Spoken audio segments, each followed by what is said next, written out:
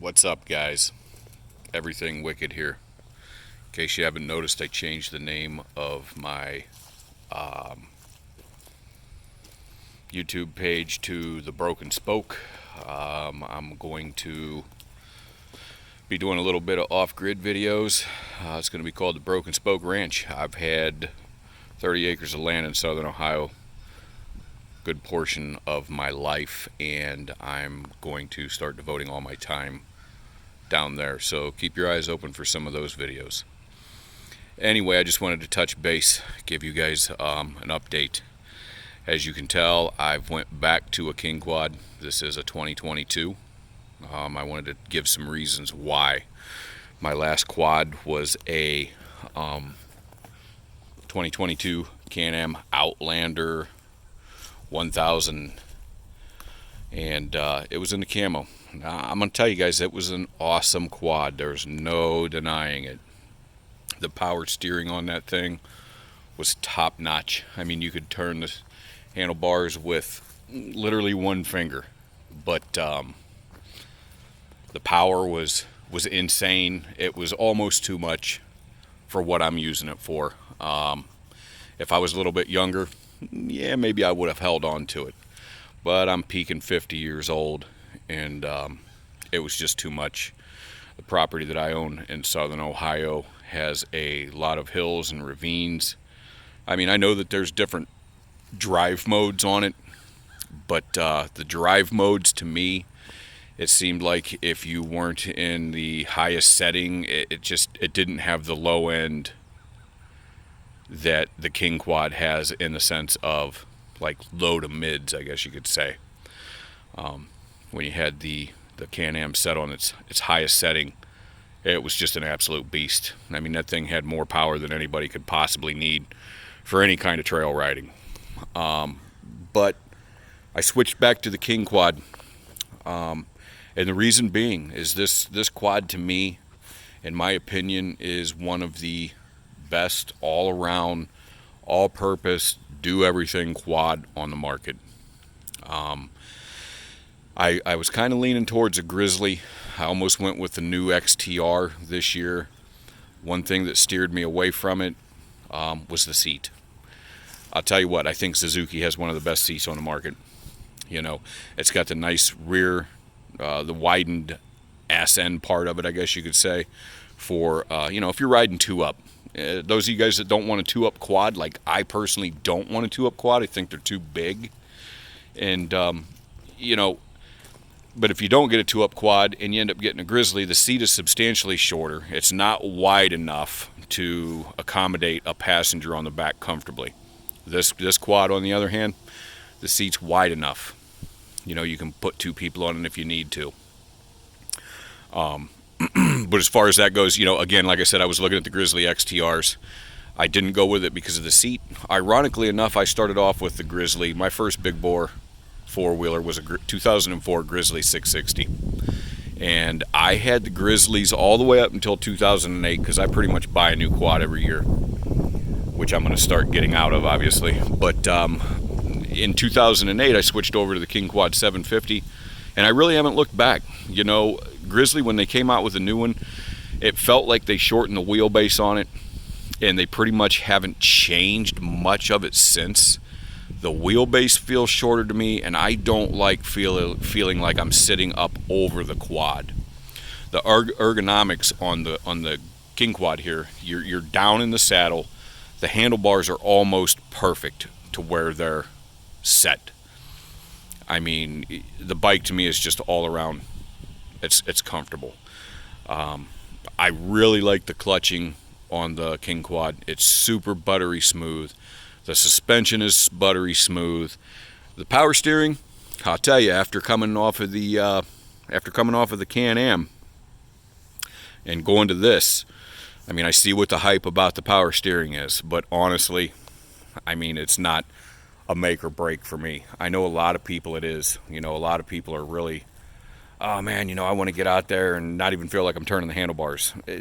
I mean, I guess for the style of riding I do, it doesn't really matter. I use my four-wheelers for a lot of property maintenance. And, I still do some trail riding where I'm at. there's quite a few trails. I don't really go to none of the national parks or none of the big off-road parks or anything like that, like Hatfield McCoy's. I've been there a couple times, but I mean, to each his own. That's not really my bag. I prefer, just leisurely putting around my own property, and there's enough land around me.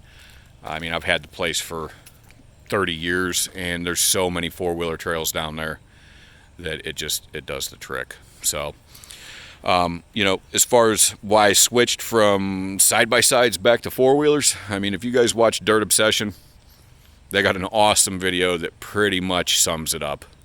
I mean, side-by-sides, to me, they have their place, but these sport side-by-sides, they're getting too big, and honestly, they're just destroying the trails. You can't even, go out into a trail anymore and have a good time because they got 35-inch tires on them. And they've rutted them up as bad as, I did when I was in my teens and early 20s with the old four-wheel drive trucks. We used to take our trucks four-wheeling and stuff, and it got to a point to where if you didn't have 40-inch boggers on it, you couldn't even get down the trail. So I kind of switched back for that. I mean, ultimately, if I get moved down to my property, I will most likely get a side-by-side, but it will most likely be like a Kawasaki Mule, maybe a Yamaha Wolverine, something that's a little more work-oriented. I won't really use it for trail riding. I mean, a four-wheeler, to me, you get most of the experience, riding experience on a four-wheeler. I think after a short period of time, half hour in the trails on a side-by-side, and I actually get bored. But everybody pretty much knows. I'm sure you've all watched a lot of review videos on the King Quads. There's a lot of them out there. I've posted a few of them myself on a 2019 and I believe an 18. I might have lost that video because at one point in time my channel got hacked and some of my videos got removed, and so I'm not really going to do a whole review. I just wanted to let you guys know that's actually subscribed to my channel why I switched back to the King Quad. I'm not saying that I wouldn't recommend the Outlander XT. I definitely would. If I was a little bit younger, like I said, I might have kept it. But I didn't really feel as comfortable on the Can-Am as well. I don't feel that the ergonomics were as good as the King Quad. And, honestly, I didn't have much faith in it out in the woods. I never mechanically had any problems with it when I first got the quad. Every time I would start it up, it would start and run absolutely horrible, and then it would eventually smooth itself out after it stalled a few times and I restarted it. But it kind of seemed to smooth itself out, but I just didn't have the overall, okay, you know what, I'm going to go 15 miles back in the woods and I'm going to come back out and not have to worry about breaking down. I didn't have that sense of security that I have with the King Quad. I am going to buy a winch for it.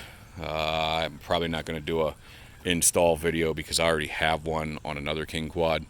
I'm most likely going to buy the brush guard for it as well in the front.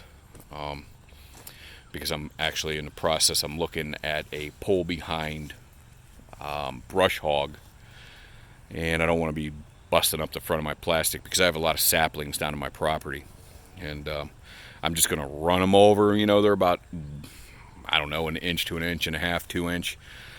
I'm just going to run them over, and hopefully the brush hog that I pick up, the pull behind, will do me some justice. If you guys have any experience with those, leave a comment down below. Let me know. I'm looking at the DRs and I'm also looking at the Swishers.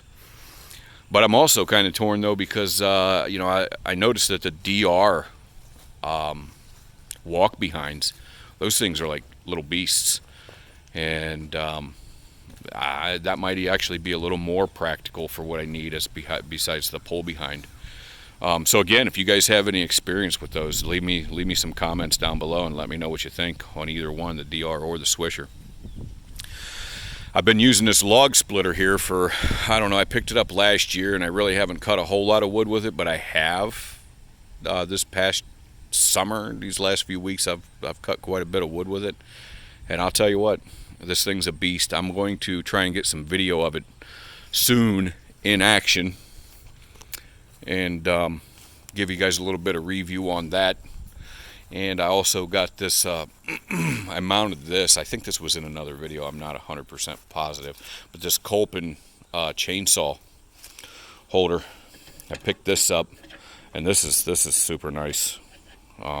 It works really nice. So, I mean, I would definitely recommend one of those if you guys are looking for a way to haul your chainsaw around. Not much changes in the from 2019 to the 2022 model, so there's not really a whole lot to go over. Like I said, I do have a video of a 2019 that I had if you want to check that out. But probably going to upgrade the tires as well. These are the ones that came with it.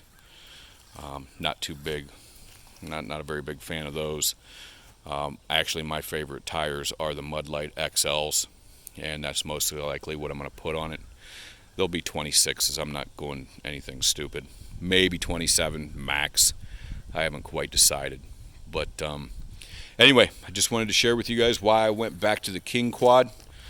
I just can't seem to stay away from it. And, you know, I think, honestly, like I said, it's one of the best all-around four-wheel drive quads that you can get if you're not looking for something just absolutely stupid power, and you want something that has good mid, good low, and it's just an all-around perfect trail machine. Let me know what you guys think. Thanks, man.